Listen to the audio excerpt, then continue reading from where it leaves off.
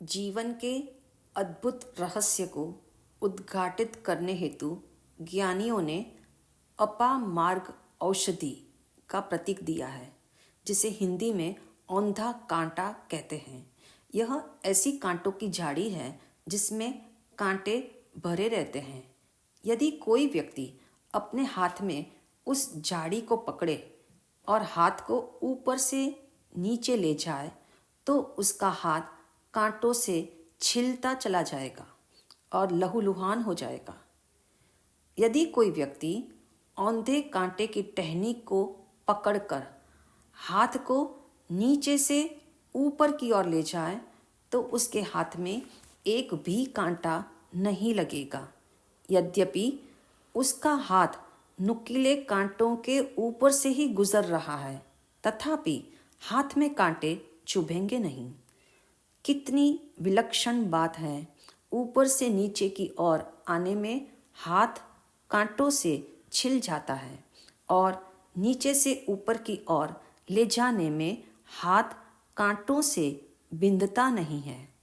कहना होगा, मिथ्या दृष्टि एवं सम्यक दृष्टि के जीवन में भी ऐसा ही कुछ घटित होता है। मिथ्या दृष्टि ऊपर से नीचे की ओर अभिमुख होता है, इसलिए संसार के सुख दुख अपामार्ग के कांटों से बिंध जाता है। किंतु सम्यक दृष्टि नीचे से ऊपर की ओर बढ़ता है तो संसार के अपामार्ग के कांटे उसे लहूलुहान नहीं कर सकते। जिसकी दृष्टि संसार के भोगों की ओर लगी हुई है वे अधोमुखी है, और जिनके जीने का लेंस सम्यक है वे ऊर्ध्वमुखी है। दोनों ही इसी संसार में रहते हैं। अंतर मात्र दृष्टि का है। यदि दृष्टि उपादान पर है, चेतना अंतर्मुखी है, तो भीतर में रहा अवगुणों का कूड़ा करकट बाहर निकल जाएगा। दृष्टि पर में है तो बाहर का कूड़ा करकट भीतर के अवगुणों को बढ़ावा देगा। इसलिए जीवन में आत्मविचार की चाबी पहला घुमाव श्रम, दूसरा घुमाव संवेग, तीसरा घुमाव निर्वेद, अब चौथा घुमाव अनुकंपा। जहाँ तक पहुँचने के लिए दया, करुणा, इन शब्दों को भी समझना होगा। हालांकि अनुकंपा, दया, करुणा तीनों समानार्थी शब्द हैं, तथापि अलग अलग स्तर लिए हुए हैं। तीनों का तथ्य और तत्व एक ही है। तीनों ही मौलिक है। उनकी मूल्यवत्ता अपने भीतर प्रगटाने हेतु हमें इन शब्दों को गहराई से समझना होगा। अनुकंपा का अर्थ है चारों तरफ से कंपन होना। ये कंपन सकारण अर्थात निमित्त मिलने पर भी हो सकता है और अकारण भी संभव है। स्मरण रहे, दया करुणा का क्षेत्र सीमित है। दया दिन दुखी से बंधी है तो करुणा शत्रु पक्ष या प्रतिकूल स्थिति से बंधी है। सब शत्रु नहीं हो सकते, सब प्रमादी भी नहीं होते और सब दुखी भी नहीं होते।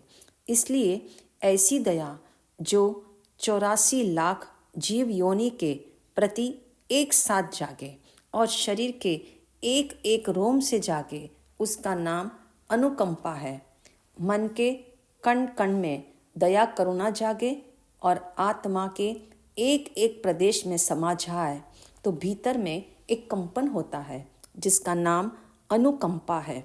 इसलिए 4 गति, 5 जाति और 6 काय जीवों के साथ मंगल भाव जगाना। सबका कल्याण हो, सबका मंगल हो। अरिहंत प्रभु की शरण सबको मिले।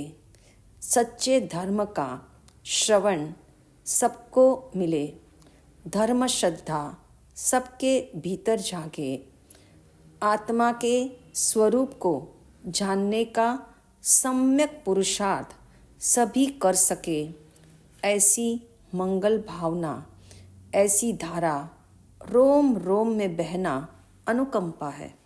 कहते हैं जिसके भीतर अनंत अनुकंपा बहती है वे ही देशना देते हैं और उन्हीं की वाणी करुणा से लबालब भरी होने से सब पर असर भी करती है।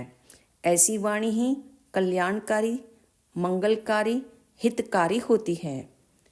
एक बार जम्बू स्वामी जी ने सुधर्मा स्वामी से पूछा, भगवान महावीर जी ने 12.5 वर्ष तक साधना की, तब वे मौन रहे, किंतु केवल ज्ञान के बाद वे क्यों बोले, जबकि वे कृतकृत्य हो गए थे, कृतार्थ हो गए थे, उनकी साधना संपन्न हो गई थी, तो देशना देने की उन्हें क्या जरूरत थी। सुधर्मा स्वामी जी ने कहा, सव्व जीव रखन ठाए भगवया पावयनम सुकय्यम, अर्थात सभी जीवों की रक्षा हेतु भगवान ने देशना दी। केवल ज्ञान होते ही अनंत करुणा का सागर भीतर में बहता है, वही अकारण करुणा है, अकारण अनुकंपा कहलाती है। आत्मा का एक एक प्रदेश जब अनंत करुणा से कंपित होता है तो करुणा बह जाती है।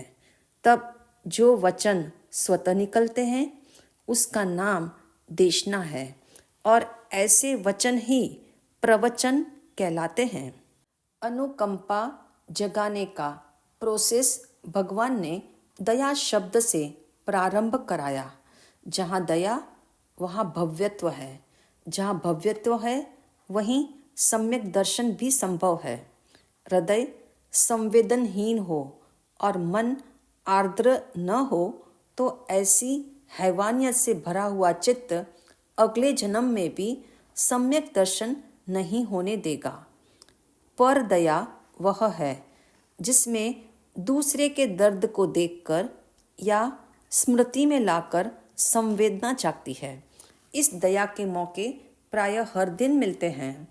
गरीबों को भोजन खिलाना, गरीबों की मदद करना, असहाय को सहयोग देना इत्यादि कार्यों के द्वारा प्रायः लोग समझ लेते हैं हमारे भीतर संवेदना है, सहृदयता है, तभी दया के कार्य हो सकते हैं। इतना ही नहीं, पक्षियों को दाना डालना, गायों को रोटी खिलाना इत्यादि कार्य करते हुए देखो तो लगता है बड़ा दयालु हृदय है, किंतु ज्ञानियों ने दया की चेकिंग करने हेतु कुछ थर्मोमीटर दिए हैं जिससे दया का स्तर जान सकते हैं कि हमारी पर दया कैसी है। अपने को चेक करेंगे तो चेंज भी कर पाएंगे। अक्सर लोग शब्दों से प्रेरणा, सांत्वना, उपदेश देकर पर दया के प्रथम स्तर तक सीमित रहते हैं। कुछ लोग ऐसे भी होते हैं जो सहयोग देने के लिए तैयार है, अर्थात शब्दों के साथ सहयोग भी देना चाहते हैं, किंतु पहले अपना सब ठीक हो जाए, पश्चात वे दूसरों को कुछ करने की रुचि रखते हैं। तृतीय स्तर के लोग गिने चुने जो अपना सुख छोड़कर भी दूसरों के लिए कुछ करने हेतु तत्पर रहते हैं। उदाहरण के तौर पर एक घर के प्रांगण में भिखारी भिक्षा लेने खड़ा है और दीनहीन स्वर में भिक्षा की मांग कर रहा है। उस समय घर के सारे लोग खाना खाने बैठने लगे तो उनकी नज़र भिखारी पर पड़ी। उसे देखकर सबके मन में एक संवेदना जागी। कुछ लोगों ने मात्र शब्दों के द्वारा संवेदना प्रकट की, बेचारा कितना भूखा है। हमारे देश में भी कितनी गरीबी है कि लोगों को खाना भी नसीब नहीं होता। कितने दिनों से बेचारा भूखा होगा, न जाने इन गरीबों के कर्म भी कब ठीक होंगे। संवेदना को शब्द देकर वे दया का इजहार कर लेते हैं और संतुष्ट होते हैं। अधिक से अधिक अंत में वे उस गरीब को सलाह दे सकते हैं कि तुम्हें कुछ काम कर लेना चाहिए ताकि तुम्हारा पेट भरे। यूं मात्र शब्दों से दया का इजहार करते हैं। कुछ लोगों के भीतर दया का दूसरा स्तर उभरता है।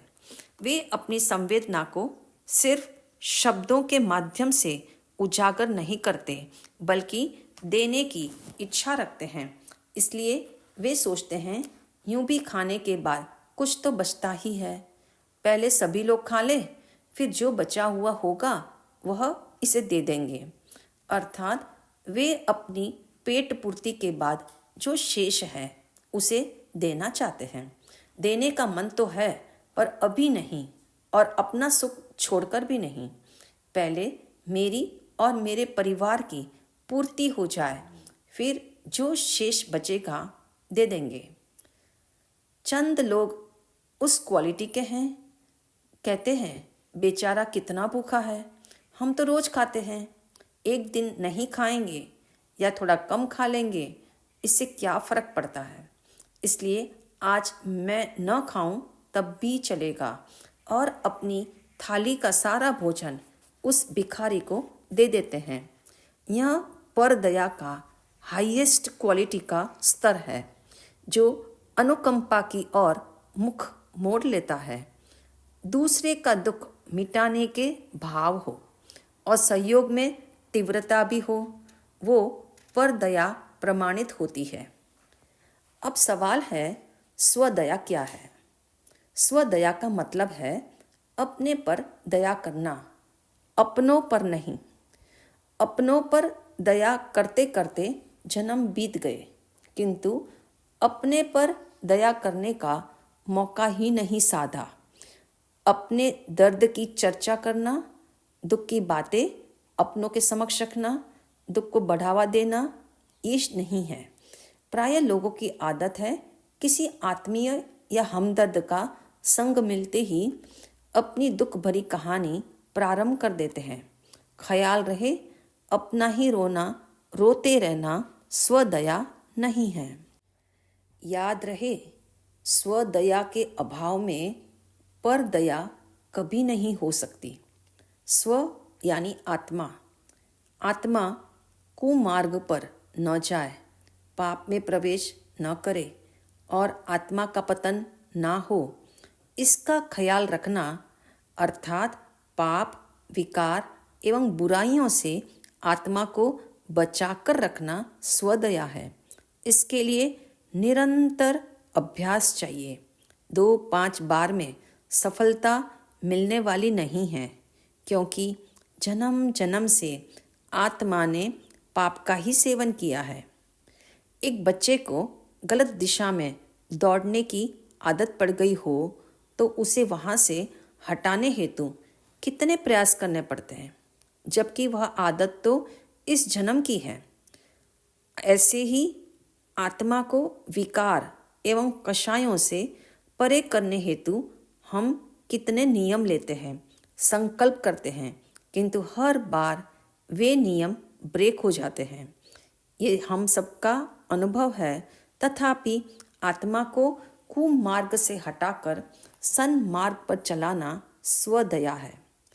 आत्मविचार जगाओ, मेरा एक दिन भी ऐसा न बीते कि मैं मोक्ष मार्ग पर कदम न बढ़ाऊं या 24 घंटे संसार के ही कार्यों में बिताऊं।